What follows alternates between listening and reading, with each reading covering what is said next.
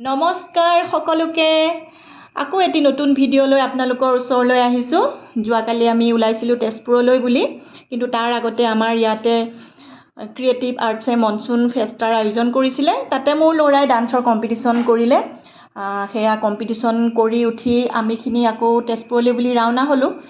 তেজপুৰলৈ গৈছোঁ, কিন্তু বতৰটো যে ইমান ভাল লাগিছে, ইমান ধুনীয়া বতৰ, কিনকিনীয়া বৰষুণ, বতাহ, একদম বতাহত আমাৰ মানে চুলি তুলি উৰি একদম অৱস্থা নাইকিয়া হৈ গৈছে। কিন্তু আমাৰ বতাহটো আৰু বৰষুণৰ কাৰণে খুবেই ভাল লাগিছে।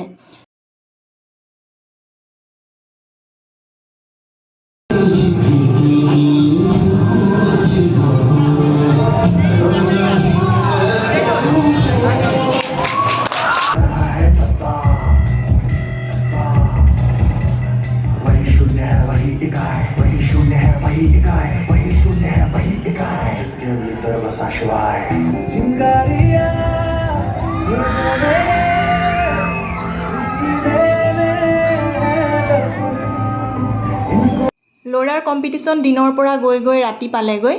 আমাৰ কিছুমান বেলেগ প্লেনিং আছিলে, কিন্তু ৰাতি হৈ যোৱাৰ দেখি আমাৰ প্লেনিংবিলাক কেঞ্চেল কৰিলোঁ। যিহেতু ৰাতি হৈ গ'ল, তো ভাবিলোঁ কি ডিনাৰটো আমি বাহিৰতেই কৰি যাওঁ। আচলতে আমি যাওঁতে দেখি গৈছিলোঁ চতিয়াত এখন নতুনকৈ খোলা ধাবা কাম ৰেষ্টুৰেণ্ট গুণগুণ বুলি। আমিখিনি ভাবিলোঁ তাতেই সোমাওঁ, তাতেই ডিনাৰটো কৰিয়ে যাওঁ। তো আমি এয়া গুণগুণলৈ আহিলোঁ।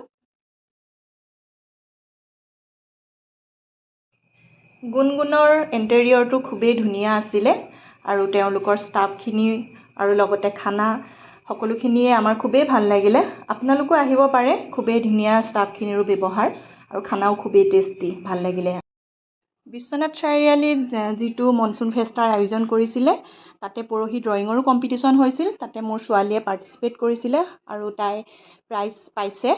আমি যিহেতু তেজপুৰত থাকিলোঁ, সেইকাৰণে প্ৰাইজটো আনিব যাব নোৱাৰিলোঁ। আমাৰ ওচৰৰ এজন ল'ৰাই প্ৰাইজটো আনি দিলে, তেওঁ তাতে প্ৰাইজ পাইছে ড্ৰয়িঙত। তো পিছদিনা এয়া আজিৰ দিনত এয়া ছোৱালীয়ে প্ৰাইজটো আনবক্সিং কৰিছে।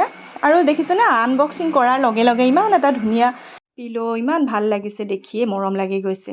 এয়া তেওঁলোকে এনেদৰে এইখিনি দিছে, খুবেই ভাল লাগিছে। আৰু পিছদিনা এয়া আজিৰ দিনত গৈ আছোঁ আমি এগ্ৰিকালচাৰ কলেজ। তাতে ছাত্ৰ সন্থাই বিশেষ অভিনন্দন অনুষ্ঠান পাতিছে। তাতে মোৰ ছোৱালীকো নিমন্ত্ৰণ জনাইছিলে, আমি তালৈ গ'লোঁ। এই অনুষ্ঠানটিত সদৌ অসম ছাত্ৰ সন্থাৰ জেনেৰেল ছেক্ৰেটেৰী শংকৰজ্যোতি বৰুৱাকে আদি কৰি আমাৰ বিশ্বনাথ চাৰিআলিৰ বহুতো গুণী জ্ঞানী ব্যক্তিসকল উপস্থিত আছিলে। আৰু এই অভিনন্দন অনুষ্ঠানত মোৰ ছোৱালীক এখন মানপত্ৰ, এটা কলম আৰু এটা গছপুলি তেওঁলোকে উপহাৰ স্বৰূপে দিছে।